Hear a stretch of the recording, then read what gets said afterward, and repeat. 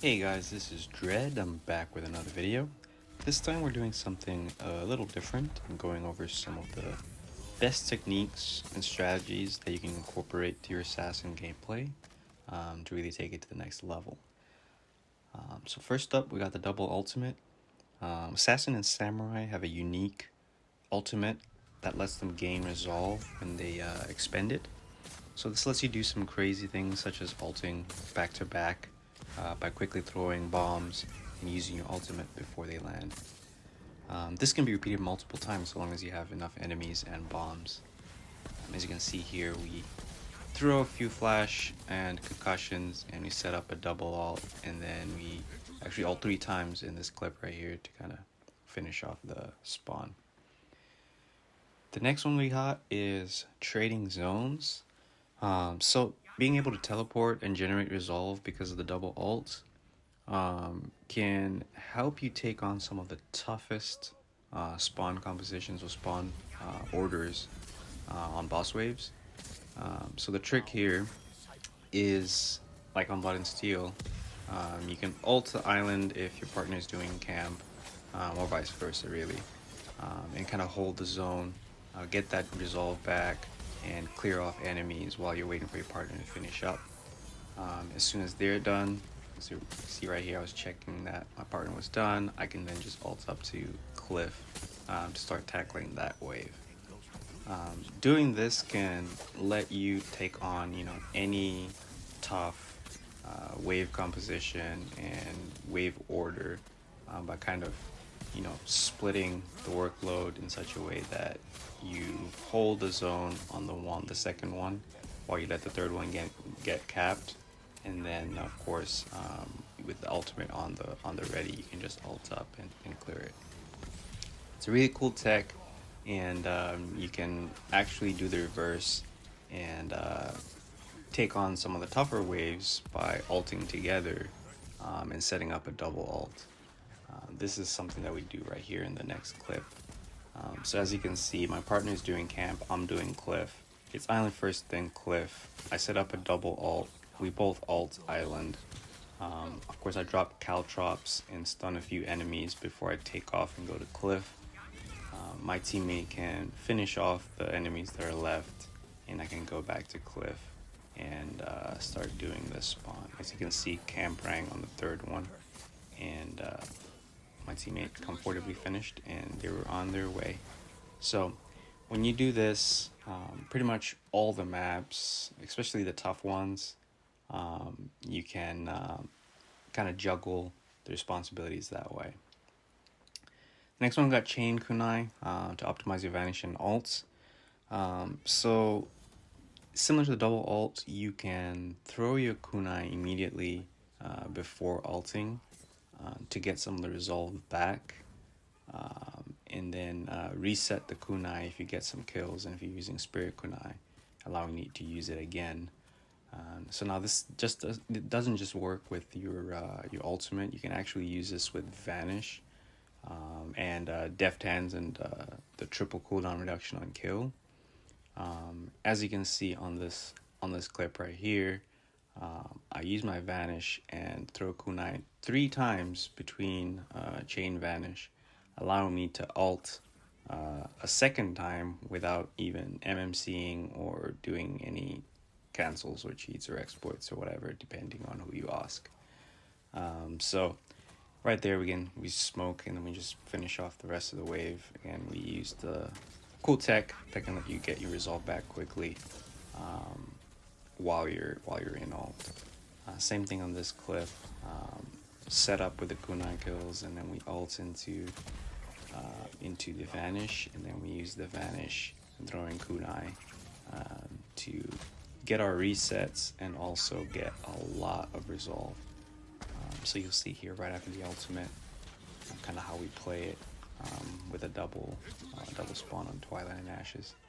So we finish the ults, kunai there, wait a little bit just to get the assassination if you don't get 2 kunai kills. If you do, you can just assassinate quickly, and if you don't have enough resolve afterwards, just shoot one shot and you have enough resolve. Really nice tech. works for both the blowgun and the weightless spirit. Weightless spirit is kind of better because you can use the deft hands along with it. So we touched upon it, and we're going to touch on it a little bit more. So you can optimize your Vanish to do more than just throwing kunai. So one cool thing about Assassin's Vanish is that it has a brief window where actions, whatever you do, doesn't break the Vanish. So you can do a lot of cool things, like you can shoot your weightless spirit, you can throw bombs, you can throw sticky or use all sorts of ghost weapons, and kind of do that in between your Vanish. And the nice thing about this is the more actions you squeeze in between with your Vanish, in addition to assassinating, the more resolve you can generate and the more damage you can do overall. So it's a cool thing to do. Now this one is a little bit controversial. So when you're playing the bow and the blowgun, obviously in hell mode you're going to be utilizing the safe zone, safe spots at the zone. So this is usually at the edge where the orb and the watches don't target you. Now, because of those specific locations, you can actually stand right there and kind of take advantage of this, maybe unintended or intended, depends on who you ask, mechanic where the enemies kind of just stand there and don't shoot at you. Everybody uses it unintentionally or intentionally, so one thing to keep in mind. Next one, we got iframes in your Assassin Ultimate. So if you're not the host, you're going to be getting targeted by the watches because that's how it works. It's not always a bad thing because you can actually bait the watches into the enemies, and the Assassin Ultimate has fairly forgiving iframes that can allow you to dodge damage. So we're talking every source of damage in the game you can dodge it with the Assassin Ultimate. So poison, shared wounds, watches, flash, everything. So you can use your ult strikes to kind of be invulnerable to that damage, and you can use your movement in ultimate to kind of bait watches right into enemies. Like right here, we're ulting the first spawn to ledge, and the movement that I use right here, I kind of get right into the enemy's faces, bait the watches. As you see right here, we'll bait 3 watches on those enemies, and that will be extra damage, and we can dodge it when we use our ultimate to clear. So it's really nice tech, and you can be very, very aggressive even when you're not the host and you're playing on a suboptimal connection, because the way the game works, if you're the host, you're going to have the best interaction with the environments, but if you're not, you're going to have to kind of figure it out. The next one is status effect stacking. So the first one that I cover right here is with the weakened darts. So if you stack several weakened darts on a single enemy, the way they work, they continue to deal stagger damage, and the speed at which they deal that stagger damage depends on how many you use. So this is actually a pretty useful tech because you can spam them on an Oni Lord, and they'll keep getting staggered while you're killing other enemies. So if you don't have, your ults or whatever, you can just spam them on Oni Lord, kill the disciple, whatever, and kill them later. Of course, they'll deal reduced damage because of the weaken, but the fact that they keep getting staggered is very, very neat because you can focus on other enemies while your main damage dealing ones are staggered. The second one is how fire damage interacts with any of the stun mechanics or stun attributes. So we're talking flash, we're talking poison when it staggers, we're talking when you melee and you stagger. If you apply fire damage, it's going to extend the stun duration indefinitely. I mean, they will come out, but it'll take a long time depending on how well you stack them. So on this clip right here, I actually stacked multiple weakened darts on the Oni Lord. I'm trying to find where the disciple is. I can't find her, so I'm just ulting around. But again, I don't really have to worry about that Oni Lord because he's going to keep getting staggered. And then that interaction we're talking about with the fire, He's actually just going to stand there for a long time, just chilling, because the wildfire is extending the stun duration. So this allows me to kind of just deal with all the other Mongols that are kind of being pesky, while the Oni Lord is there just chilling. So the toughest enemy on that wave basically just chills out. The next mechanic, stealth in your ultimate. So Assassin's ultimate is also unique in that you can, you actually have some stealth to it, so you're undetectable when you're in ultimate. The mistake that a lot of people make is finishing their ultimate on an enemy, like an Oni Lord, and then getting that detection meter filled, and then they get poked immediately. You can definitely avoid this by being intentional with how you ult. So the trick is, if you're in a zone and you ult and you kill one enemy on one edge of the zone, you can go and attack from behind another enemy on the other edge of the zone. And this gives you some spacing and keeps some of the annoying enemies away from you, so that when you finish your ult, you don't come out of ult and then immediately get poked. So in this clip right here, we're doing wave 12 on Naui Village.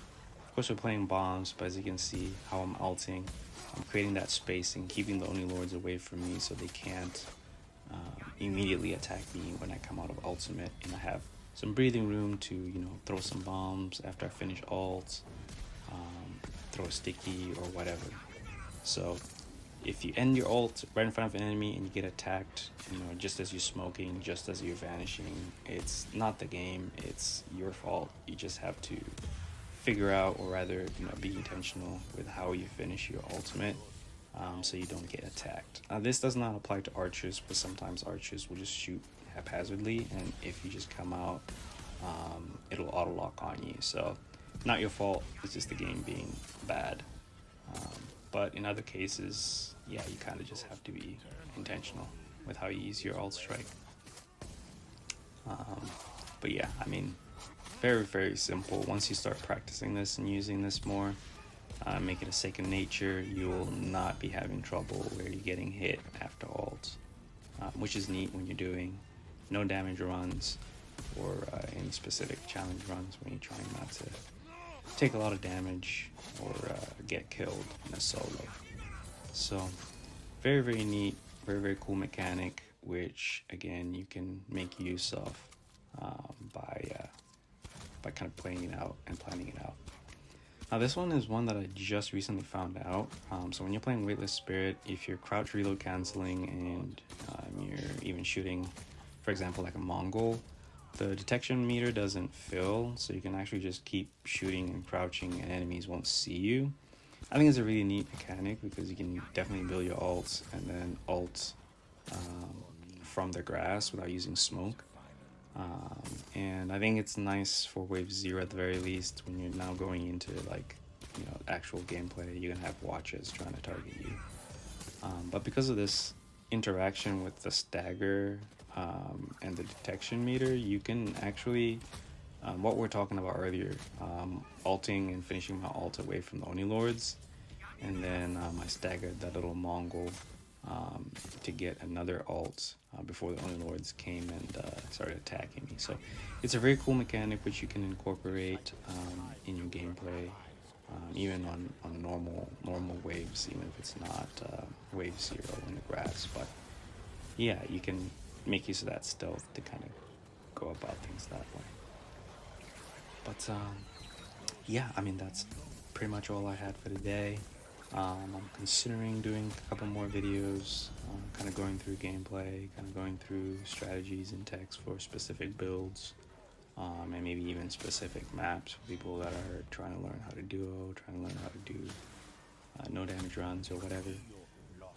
But I'll see how the reception is. If there's people asking for more, I'll probably do more. But yeah, I mean, thanks for watching, guys. These are a bunch of cool techs that I like to use and that I use when I play, which I've been using for a very long time, and which at this point are just a second nature, and I just do them without thinking really.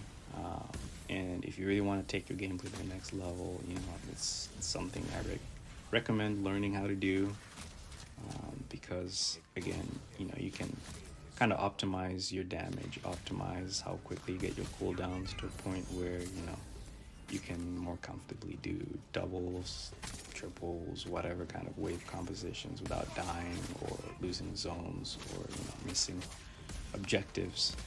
So yeah, I mean, Assassin, I think for all these reasons that I mentioned, is probably the most fun and best class to play in the game. A lot of cool things to do, a lot of cool tricks. So, yeah, thanks for watching. Have a good time.